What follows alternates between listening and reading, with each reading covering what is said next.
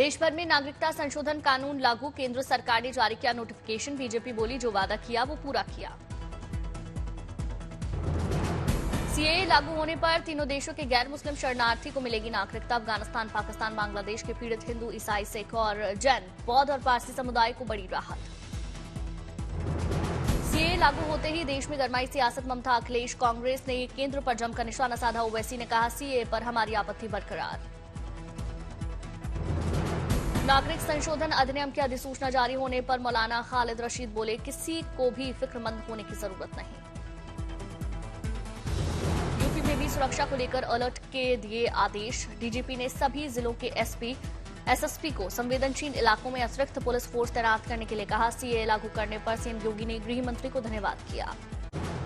विपक्ष ने सीएए को बता ध्रुवीकरण कहा। अधिसूचना का समय लोकसभा चुनाव में ध्रुवीकरण की मंशा को दर्शाता है। अरविंद केजरीवाल ने कहा सीएए को अधिसूचित करने का केंद्र का फैसला देश के खिलाफ। लोग लोकसभा चुनाव में इसका जवाब देंगे। सीएम स्टालिन ने कहा सीएए नियमों की अधिसूचना के जरिए प्रधानमंत्री मोदी अपने डूबते जहाज को उबारने का प्रयास कर रहे हैं। अखिलेश यादव ने कहा सीएए नियमों की अधिसूचना बीजेपी का मुद्रा से ध्यान भटकाने का एक खेल। ममता बनर्जी ने कहा एनआरसी और सीएए के नाम पर लोगों को डिटेंशन कैंप में भेजा जाएगा तो विरोध करूंगी। वहीं ओवैसी बोले सीएए विभाजनकारी मुसलमानों को दोयम दर्जे का नागरिक बनाने की गोडसे की सोच पर आधारित।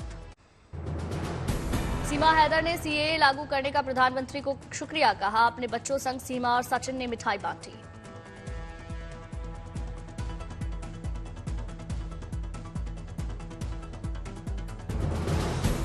सीएए पर दिल्ली में रह रहे पाकिस्तानी रिफ्यूजियों ने मनाई खुशी। मोदी सरकार के जयकारों के नारे लगाए।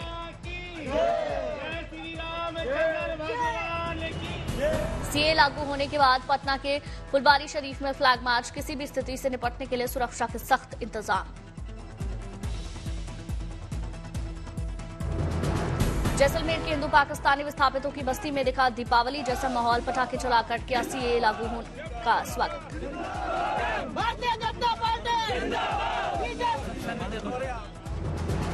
सीएए लागू होने के बाद दिल्ली के जामिया मिलिया इस्लामिया कैंपस के अंदर प्रदर्शन। बड़ी संख्या में पुलिस फोर्स की तैनाती। कैंपस के बाहर सुरक्षा के पुख्ता इंतजाम। सीएए कानून लागू होने के बाद कानपुर में पुलिस ने संवेदनशील क्षेत्रों में शुरू किया फ्लैग मार्च। पिछली बार कानपुर में सीएए को लेकर जमकर हुई थी हिंसा। सीएए लागू होने के साथ ही दिल्ली के शाहीन बाग में भारी पुलिस बल की तैनाती। दिल्ली पुलिस और पैरामिलिट्री फोर्सेस के जवानों ने फ्लैग मार्च किया। बीजेपी नेता शांतनु ठाकुर ने कोलकाता में बीजेपी ऑफिस में बांटी मिठाई। सीएए लागू होने पर आज के दिन को बताया एक नया स्वतंत्रता दिवस। 75 साल बाद नया दिन। बीजेपी सांसद जगन्नाथ सरकार ने अपने सहयोगियों के साथ मनाई सीएए लागू होने की खुशी। बीजेपी कार्यकर्ताओं को लगाया गुलाल। उत्तर 24 परगना जिले के बोगांव के ठाकुर नगर में जश्न। सीएए लागू होने की खुशी में लोग काफी खुश नजर आए। कांग्रेस सीईसी की बैठक खत्म। राजस्थान और मध्य प्रदेश की सीटों को लेकर हुई चर्चा। कई सीटों को लेकर नाम तय। दमन द्वीप से केतन पटेल के नाम पर लगी मोहर। राजस्थान की 13 सीटों पर पूरी हुई चर्चा। जालौर से अशोक गहलोत के बेटे वैभव गहलोत के नाम पर पुष्टि। बीजेपी की केंद्रीय चुनाव समिति की बैठक हुई। 7 राज्यों एक केंद्र शासित प्रदेश की 99 सीटों पर हुई चर्चा। प्रधानमंत्री मोदी मौजूद रहे। बीजेपी की सीईसी की बैठक में महाराष्ट्र, गुजरात, बिहार, मध्य प्रदेश, तेलंगाना, कर्नाटक, हिमाचल, चंडीगढ़ के उम्मीदवारों पर हुई चर्चा। उम्मीदवारों का ऐलान अभी बाकी। दिल्ली में बीजेपी मुख्यालय पर हुई अहम मीटिंग। प्रधानमंत्री मोदी, जेपी नड्डा, अमित शाह समेत पार्टी के दिग्गज नेता शामिल हुए। बैठक में सीएए लागू होने पर पीएम मोदी का अभिनंदन किया। आज राजस्थान जाएंगे प्रधानमंत्री मोदी। पोखरण में देखेंगे सैन्य अभ्यास भारत शक्ति।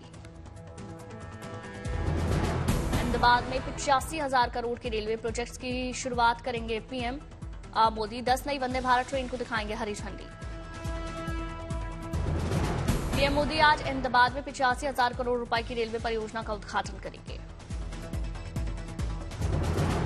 प्रधानमंत्री मोदी अहमदाबाद में कोचरब आश्रम का उद्घाटन करेंगे और गांधी आश्रम स्मारक के मास्टर प्लान का शुभारंभ करेंगे।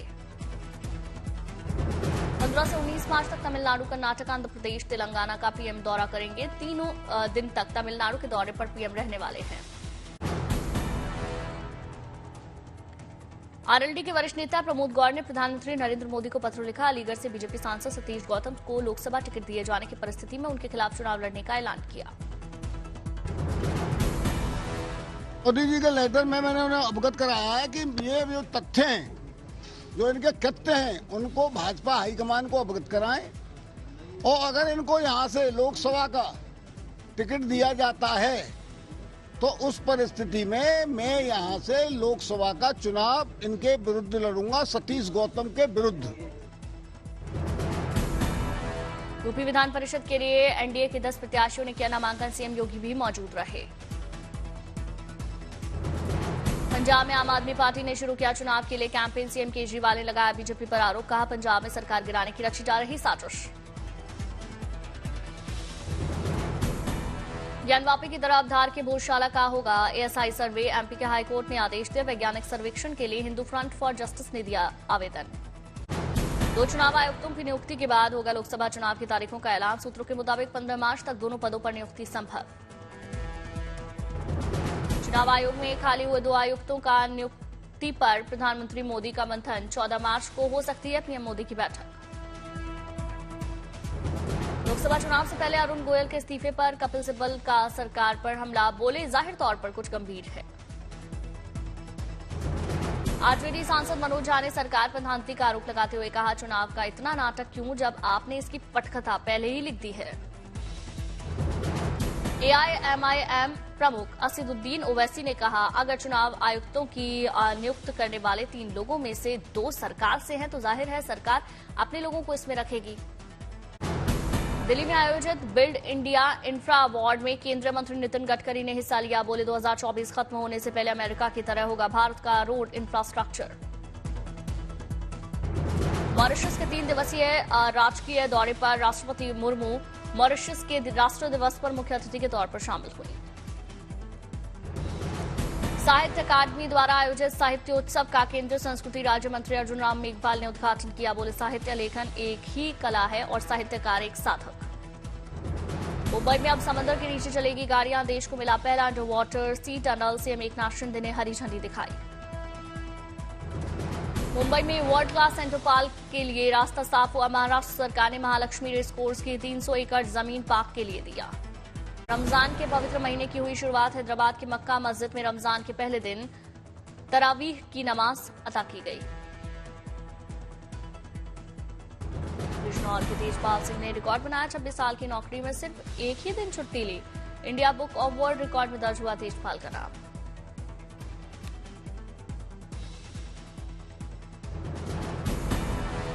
देश की राजधानी को केंद्रीय गृह मंत्री अमित शाह ने सौगात दी। दिल्ली के 41 गांवों में पीएनजी की सुविधाओं और 178 गांवों में विभिन्न विकास कार्यों का उद्घाटन किया।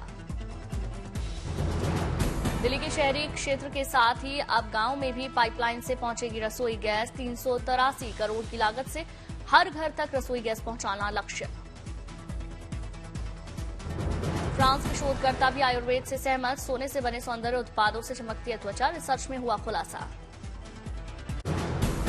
अग्नि 5 मिसाइल का सफल परीक्षण। प्रधानमंत्री मोदी ने मिशन दिव्यास्त्र के लिए डीआरडीओ को बधाई दी। प्रधानमंत्री नरेंद्र मोदी ने सोशल मीडिया एक्स पर कहा मिशन दिव्यास्त्र के लिए हमारे डीआरडीओ वैज्ञानिकों पर हमें गर्व।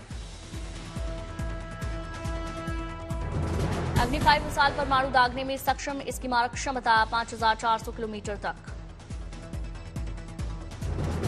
अग्नि 5 मिसाइल पूरे चीन में कहीं भी तबाही मचाने में सक्षम। इस प्रोजेक्ट की डायरेक्टर एक महिला है। इस पूरे प्रोजेक्ट में महिलाओं का महत्वपूर्ण योगदान है।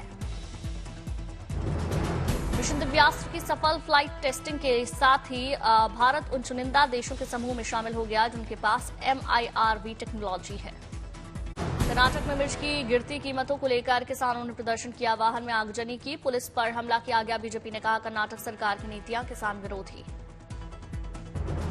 बेंगलुरु जल संकट के चलते डिप्टी सीएम DKS ने कहा अब तमिलनाडु को नहीं मिलेगी कावेरी का पानी। बेंगलुरु में बोरवेल के लिए लेनी होगी सरकार से इजाजत। बेंगलुरु जल संकट के चलते कर्नाटक बीजेपी आज बेंगलुरु के फ्रीडम पार्क में कांग्रेस सरकार के खिलाफ करेगी विरोध प्रदर्शन। कर्नाटक ने कॉटन कैंडी, गोभी मंचूरियन में इस्तेमाल होने वाले रोडामाइस बी और अन्य कृत्रिम खाद्य रंगों के उपयोग पर लगाया प्रतिबंध। रोडामाइन बी को बताया गया है कैंसर का कारक। अधीर रंजन चौधरी ने ममता बनर्जी को पत्र लिखकर वेक्टर जनित नौकरी में शामिल राज्य सरकार के कर्मचारियों के वेतन में वृद्धि की मांग की। संदेश खाली हिंसा के आरोपी शाहजहां शेख के करीबी टीएमसी नेता जियाउद्दीन मुल्ला कोलकाता में सीबीआई कार्यालय में पेश हुए। सीबीआई ने संदेश खाली में ईडी टीम पर हमला किया, केस में पूछताछ के लिए तलब किया। शाहजहां शेख के करीबी टीएमसी नेता जियाउद्दीन मुल्ला ने कहा, मैं सीबीआई का हर संभव सहयोग करूंगा, मुझे कानून पर पूरा भरोसा। सीबीआई टीम उत्तर 24 परगना जिले के बोनगांव में गिरफ्तार टीएमसी नेता शंकर आध्या के आवास पर पहुंची। सीएएफएसएल के फोरेंसिक विशेषज्ञ भी इस दौरान साथ रहे। राशन घोटाला मामले में गिरफ्तार शंकर आध्या के समर्थकों ने ईडी और सीआरपीएफ अधिकारियों पर हमला किया। इस केस में भी सीबीआई जुटा रहा सबूत। आसनसोल से टीएमसी सांसद शत्रुघ्न सिन्हा ने सीएम ममता की जमकर तारीफ की। ममता को बताया पीएम मटेरियल।